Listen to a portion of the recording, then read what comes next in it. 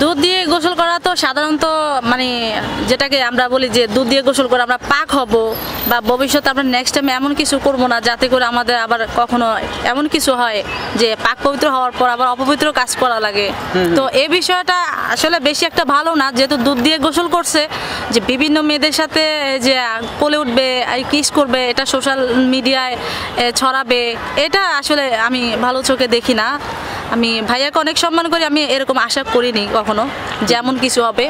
তো ইদানিং দেখতেছি ট্রেন্ডিংয়ে এটাই চলতেছে, একটা মেয়ে কয়েকটা মেয়ে মিলে নাচানাচি করতেছে, তারপর হচ্ছে যে একজনে কোলের উপর উঠে গেছে। এগুলো সমাজ ভালো চোখেও দেখে না, আর আমারও বিষয়টা অনেক খারাপ লাগছে বিষয়টা, যে দুধ দিয়ে গোসল করানোর পরে এমন করাটা আমি মনে করি না যে ভালো।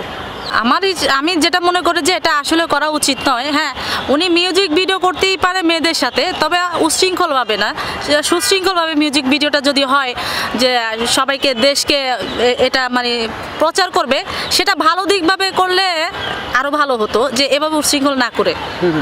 আপনার বন্ধু হিসাবে আপনি তাকে কিভাবে সাপোর্ট দিচ্ছেন বা তার সাথে রয়েছে? আমি ওনাকে অনেক সম্মান করতাম, এখনো করি, তবে এই বিষয়গুলো আমার কাছে আমার নিজের কাছেও খারাপ লাগছে যে আসলে এটা ঠিক হয়নি।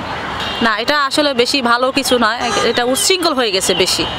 মেয়েগুলা ভালো না খারাপ সেগুলো তাদের আচরণের জন্য এখন সবাই তাদেরকে ভালো বলতেছে না, খারাপ বলতেছে। আমি যতটুকু জানি যে আমার নিজের অভিজ্ঞতা থেকে, উনি শুটিংয়ের জন্য মেয়ে কালেকশন করতেছে, 30 দিনে 30টা মেয়ে দিয়ে শুটিং করবে। তো তাদের সাথে কথাবার্তা বলেই ওদেরকে ডাকে ওনার কাছে শুটিংয়ের জন্য। তাইলে কি এগুলি ভাড়া করা মেয়ে না? এগুলা ভাড়া করা কিনা অনেকেই বলে ভাড়া করা, কিন্তু আসলে ভাড়া করা বলতে যেটা টাকার বিনিময়ে আনা হয় সেটা হচ্ছে ভাড়া। কিন্তু উনি শুটিংয়ের কথা বলে মেয়েগুলো কালেকশন করতেছে। আর এখনকার মেয়েরা তো উনি নামেই মানে হিরো আলম মানেই ট্রেন্ডিং।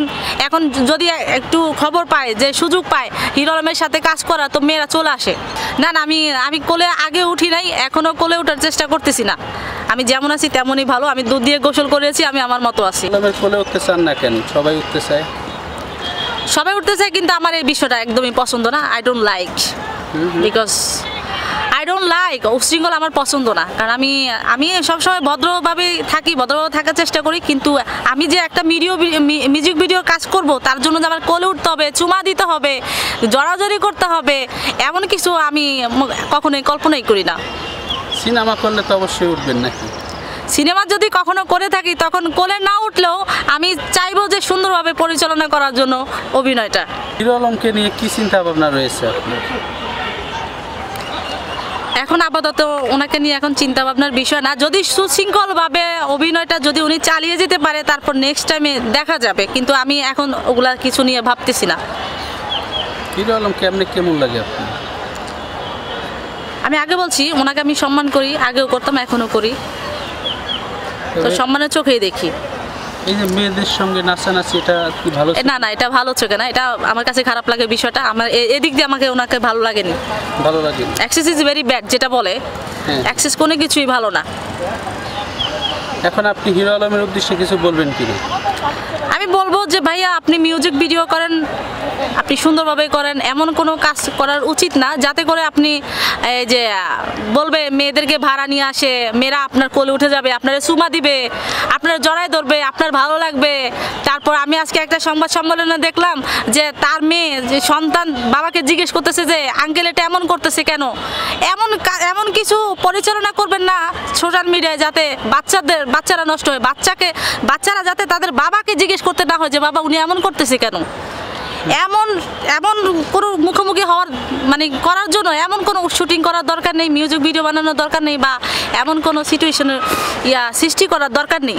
আমি আপনার বিষয়ে আমি এটা আশা করি। আপনার কাছে আমার প্রশ্ন, হিরো আলমের কাছ থেকে কি ওনার কাছ থেকে আপাতত এখন আমার শিকার কিছুই নেই। কারণ কিছুদিন আগে উনি যে বিশৃঙ্খলা সৃষ্টি করেছেন, যে কোনো একটা অনুষ্ঠানে গিয়ে বুফে গিয়ে যাওয়ার আগে একটা সবাই ছিল যে উনি কোলে উঠে গেছে, মেয়েরা কোলে উঠে গেছে, মেয়েরা ওনাকে নিয়ে টানাটানি করতেছে। এমন হলে আমার আশা করি ওনার কাছ থেকে কিছু শিকার প্রয়োজন নেই আমি মনে করি। হিরো আলমের কাছ থেকে শিকার কিছু নেই না।